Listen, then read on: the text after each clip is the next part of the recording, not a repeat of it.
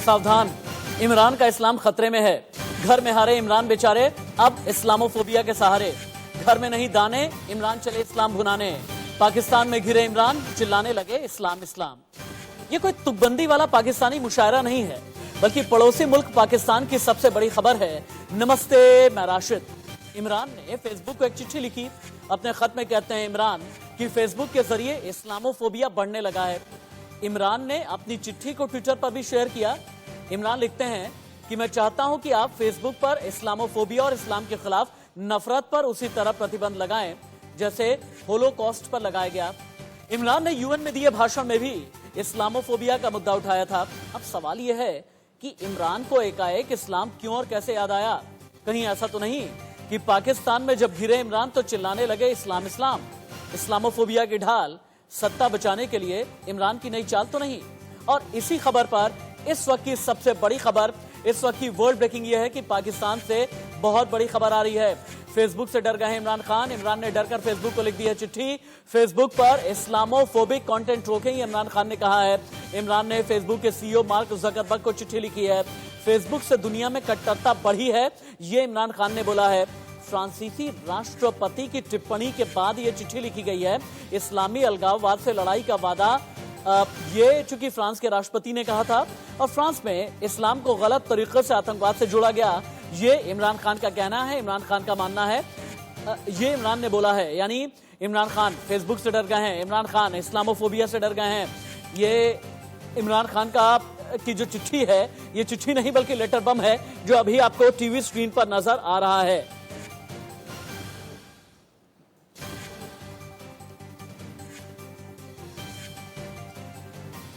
अब क्यों इमरान का इस्लाम खतरे में है और इमरान ने ज़करबर्ग को जो चिट्ठी लिखी है, कहीं ऐसा तो नहीं कि इमरान किसी चक्रव्यूह में फंसे हुए हैं और इसी से निकलने की फिराक में बार बार हैं? इमरान को घुटन किस बात की हो रही है और घुटने की वजह से ही कहीं ये चिट्ठी लिखी तो नहीं गई है?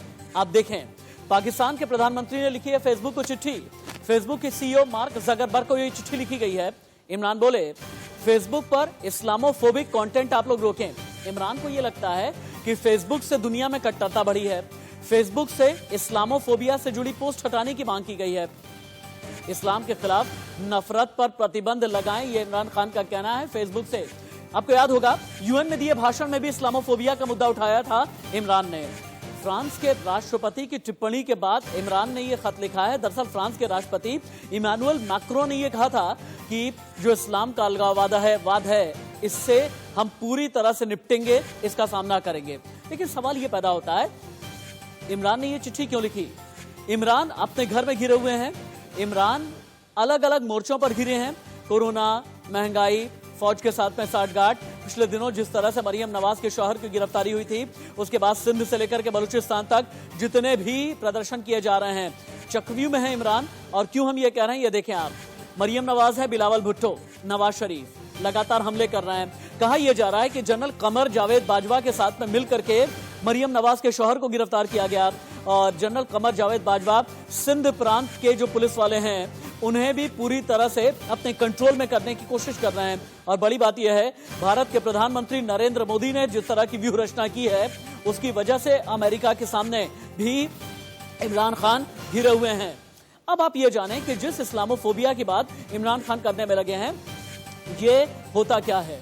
फोबिया एक तरह का डर, एक तरह से चिंता की बीमारी। फोबिया शब्द से ही बना इस्लामोफोबिया। इस्लामोफोबिया यानी इस्लाम की बातों से डर, इस्लामोफोबिया यानी इस्लाम मानने वालों से डर। ऑक्सफोर्ड डिक्शनरी में इस्लामोफोबिया की डिटेल्स आपको मिल जाएंगी। इस्लामोफोबिया का शब्द पहली बार 1923 में इस्तेमाल किया गया। The journal of theological studies में इसका जिक्र है।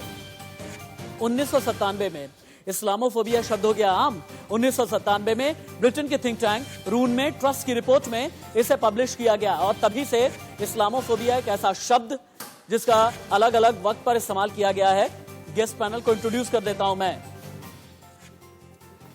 पाकिस्तान के सीनियर जर्नलिस्ट जब्बार चौधरी मेरे साथ में हैं। लाहौर से वरिष्ठ पत्रकार पाकिस्तान के एजाज वसीम जुड़े हैं। फॉरेन अफेयर्स एक्सपर्ट सुमित पीर है मेरे साथ में। संघ विचारक डॉक्टर वंदना थोड़ी देर में जुड़ेंगी। मेजर मोहम्मद अली शाह हैं और साइबर एक्सपर्ट अजय दत्ता भी मेरे साथ में जुड़े हुए हैं। एजाज वसीम जी, मेरा पहला सवाल यह है, इस्लामोफोबिया का डर क्यों दिखाना चाहते हैं इमरान खान? कहीं ऐसा तो नहीं कि घर के अंदर घिरे हुए हैं और यही एक वजह है कि ट्विटर को लिख दी चिट्ठी कि किसी भी तरह से डेविएट कर दिया जाए? नहीं, देखिए ये बात नहीं है। ये एक इंडियन नैरेटिव हो सकता है कि इमरान खान मरियम नवाज या बिलावल भुट्टो से डरे हुए हैं या पाकिस्तान के अंदर एक एहतजाजी तहरीक चल रही है। ये वजह नहीं है। देखें, इस्लामोफोबिया का उन्होंने आज से 1 साल पहले जब यूएन में स्पीच की थी तब भी कहा था। देखिए होता क्या है, हो ये रहा है। मैं मुसलमान हूं, आप क्योंकि पाकिस्तानी पॉइंट ऑफ व्यू ले रहे हैं। अगर हिंदू धर्म के बारे में या हिंदू जो देवी या देवता जो भगवान की अगर आप रिस्पेक्ट के अंदर कुछ गलत चीजें सोशल मीडिया पे पोस्ट करो, या देखिए हिंदुस्तान के अंदर तो गौ माता के बारे में कोई बात होती है तो इंसानों का कत्ल कर दिया जाता है। आप जब पैगंबर मोहम्मद सल्लल्लाहु अलैहि वसल्लम के बारे में फेसबुक पर गलत पोस्ट लगाते हैं और फिर उसको डिफेंड किया जाता है फ्रेंच प्रेसिडेंट की तरफ से, तो क्या मुस्लिम जो लोग हैं, जो मुसलमान हैं, क्या हमारा दिल हर्ट नहीं होता? तो इस्लाम को जो फॉलो करने वाले लोग हैं उनके जज्बात को हर्ट होते हैं। मेजर मोहम्मद अली शाह, अगर इस्लाम को लेकर के कोई भी आपत्तिजनक कंटेंट बदमाशी में सोशल मीडिया पर कोई भी डाल देता है तो क्या इस्लाम खतरे में आ जाता है? क्या आपका इस्लाम खतरे में है? क्या इमरान का इस्लाम खतरे में है? आपका है या नहीं, ये बताइए। जी देखिए, मैं ये बोलूंगा कि मैं खुद एक मुसलमान हूं, लेकिन उससे पहले मैं एक हिंदुस्तानी हूं और मेरे को बहुत फख्र है इस बात की कि मैं एक हिंदुस्तानी हूं। दूसरी बात, रही बात इस्लामोफोबिया की, मैं एक तो पहली बात, इमरान खान कौन होते हैं जो फेसबुक को लेटर लिखते हैं हिंदुस्तान के बारे में कि हिंदुस्तान में क्या चल रहा है? भाई ये हमारे मुल्क का जाती इंटरनल मामला है, वो इसमें दखलंदाजी ना दें। मैं एक बात फरमाऊंगा, 2-1 साल पहले नसीरुद्दीन शाह साहब जब देश में जो हालात हो रहे हैं उनके बारे में कुछ कहा था, तब इमरान खान ने कुछ बोला तो उन्होंने वहीं पे इमरान खान को शटअप कॉल दे दी कि भाई मिस्टर खान, ये हमारे मुल्क का मामला है, आप इस पर दखलंदाजी ना दें। दूसरी बात, और तीसरी बात, खुद पाकिस्तान में जो माइनॉरिटीज हैं उनके साथ जुल्म होते हैं, उनके साथ तासब होता है। सुमित पीर के पास भी जाना पड़ेगा मुझे। सुमित पीर, ऐसा क्यों होता है कि लियाकत खान से लेकर के इमरान खान तक पाकिस्तान के सियासत की अगर विरासत हम देखें तो इसकी परंपरा में एक सेंटेंस बहुत ज्यादा मशहूर रहता है, इस्लाम खतरे में है। कबालियों को जब भेजा 1947 में, तभी यही कहा कि इस्लाम खतरे में है। कश्मीर किया, करगिल किया, कहा इस्लाम खतरे में है। 1971 किया, इस्लाम खतरे में है। ये पाकिस्तान को बार बार इस्लाम खतरे में क्यों नजर आता है? इमरान को ये इस्लामोफोबिया का डर इमरान किसे दिखाना चाहते हैं? अपनी आवाम को, दुनिया को? यूएन में जाकर के भी इस्लामोफोबिया, ट्विटर को चिट्ठी लिख दी इस्लामोफोबिया, कोरोना संभल नहीं रहा, कटोरा लेकर के भीख मांगने को तैयार हैं, एफएटीएफ में संभल नहीं पाए, यूएन में जाकर के संभल नहीं पाते, अमेरिका के साथ में पट नहीं रही है, अपने मुसलमानों से ऐसे ही घिरे हुए हैं, सिंध में घिरे हैं, बलूचिस्तान में घिरे हैं, तो अब कहते हैं इस्लामोफोबिया। जी राशिद भाई, मैं कुछ फैक्ट्स सामने रखना चाहूंगा और बिल्कुल फैक्ट्स हैं, कोई उसमें रेटोरिक नहीं है। एक बात बताइए, आप इमरान खान साहब, आप हर फ्रंट पे फेल हैं। आपके गिलगित बाल्चिस्तान के जो सीएम थे जाते जाते बोल गए आपने इस्लाम को बेचा, आपने हमारी असमत को चाइना को बेचा।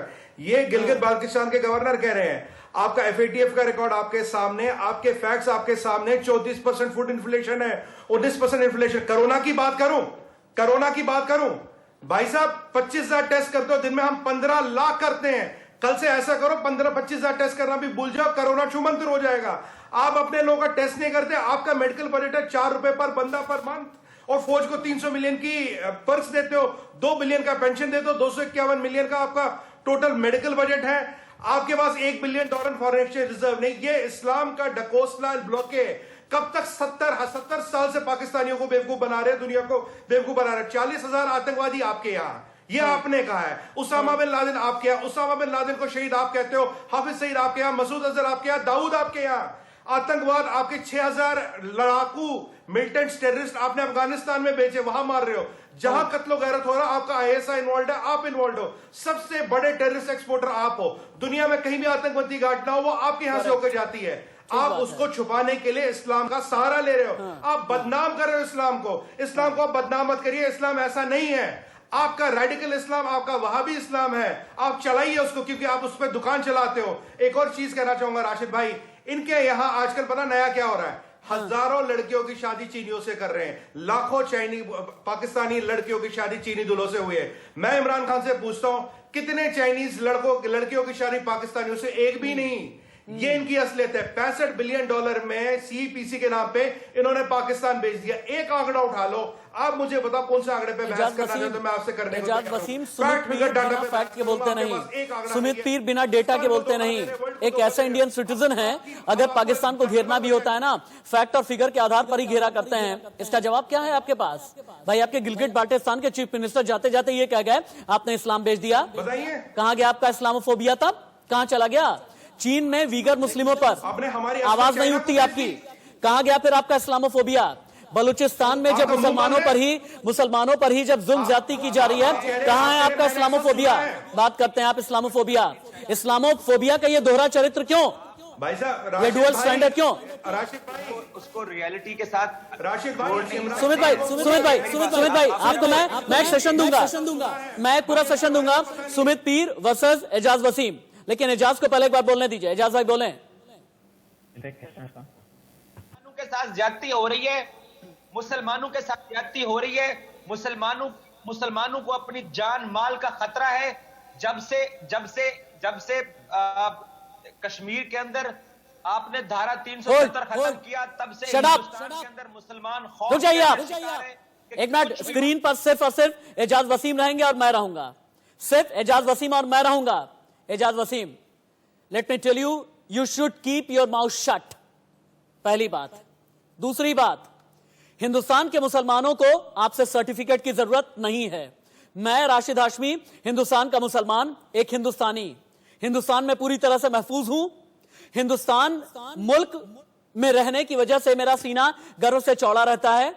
अपने अधिकार हम पाते हैं। अपना सर्टिफिकेट मत दीजिएगा आप मुझे। अपना सर्टिफिकेट मत दीजिएगा आप मुझे।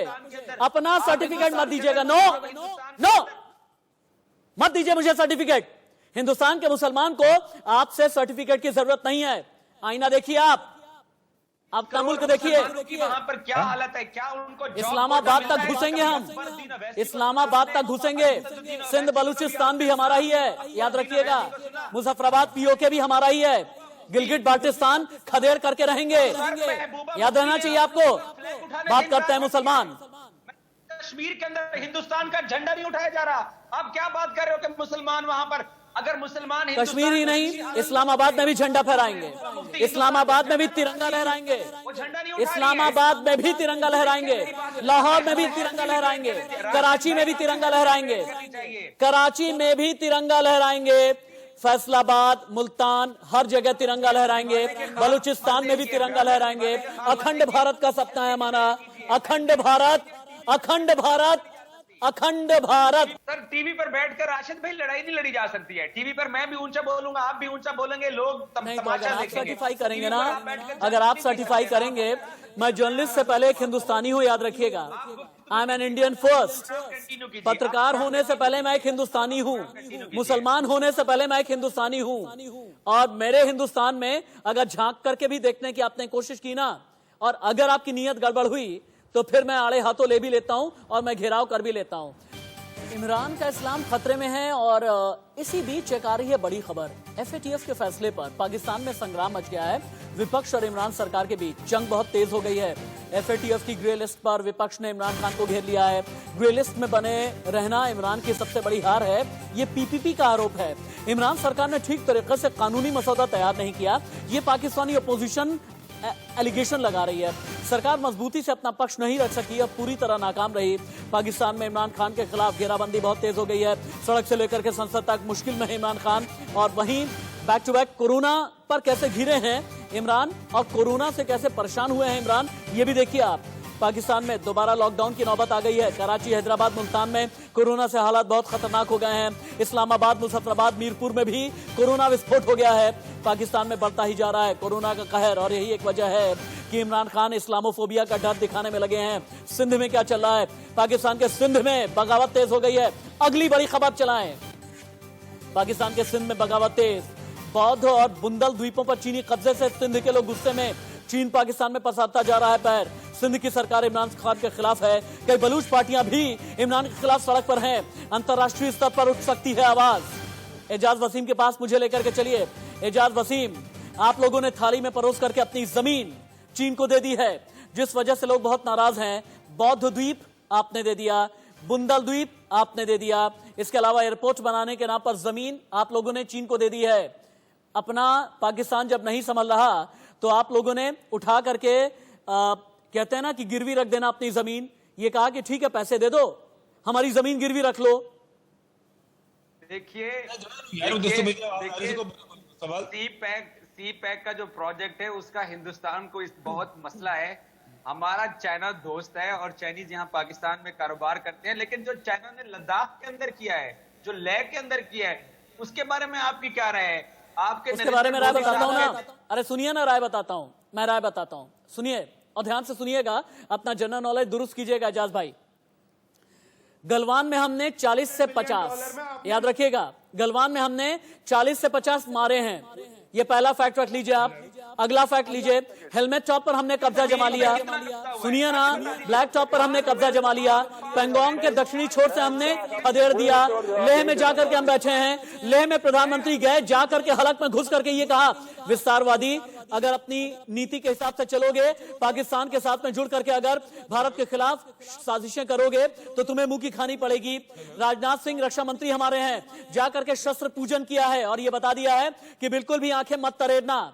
और इसीलिए लेह लद्दाख की तरफ तो झांक करके भी मत देखिएगा, एलओसी से खदेड़ा है। अगर एलओसी की तरफ भी अगर आपकी आंखें भी आई ना, अगर आंखें भी आई ना, तो फिर आप समझिएगा कि सुरमा भी काम नहीं आएगा, पाकिस्तानी और लाहौरी सुरमा भी काम नहीं आएगा। अब समझ लीजिएगा। जब्बार चौधरी जी, कहा यह जा रहा है कि पाकिस्तान में धमाके इमरान खान करवा रहे हैं। जब्बार जी, जी मैं सुन रहा हूं आपको, बोलिए। कहा यह जा रहा है कि एक के बाद एक जितने बम धमाके हो रहे हैं, क्वेटा में, कराची में, पेशावर में, ये सब इमरान खान इसलिए करा रहे हैं क्योंकि इमरान खान को अपनी सत्ता बचानी है और किसी भी तरह से चाह रहे हैं कि अवाम का ध्यान भटकाया जाए, डेविएट किया जाए। राशिद हाशमी, ये प्रोग्राम के शुरू से लेकर आज तक जितनी बातें की हैं, आप सैयद हैं, आप मुसलमान हैं, लेकिन आपने सब कुछ झूठ बोला है, एक से बढ़कर एक झूठ बोला है आपने। आप मुझे कोरोना के आंकड़े मैंने दुखती रग पे हाथ रख दिया क्या? मैंने दुखती रग पे हाथ रख दिया क्या? मैंने दुखती रग पे हाथ रख दिया? मुझे सैयद होने का, सुनिए, मैं सबसे पहले हिंदुस्तानी हूं। आपको यह कहना चाहिए था राशिद हाशमी, आप हिंदुस्तानी हैं। नहीं सुनना ना मुझे, नहीं सुनना कि मैं सैयद हूं, मुसलमान हूं, नहीं सुनना मुझे।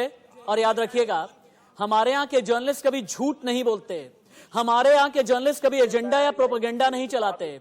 हमारे यहाँ के जर्नलिस्ट ना जब राष्ट्र की बात आती है तो एक साथ खड़े होते हैं और सच की बात करते हैं। पाकिस्तान में बम धमाके हो रहे हैं ना, पाकिस्तान में इस वक्त कोई सिविल वार हो रही है ना, पाकिस्तान में इस वक्त कोई लड़ाई हो रही है। हम सब लोग सुख शांति सुकून से रह रहे हैं और हमने, अरे वाह क्या सुख शांति है। चलिए मेजर मोहम्मद अली शाह ताली बजाइए, सुमित पीर ताली बजाइए, सुख शांति पे तालियां बजाएं आप।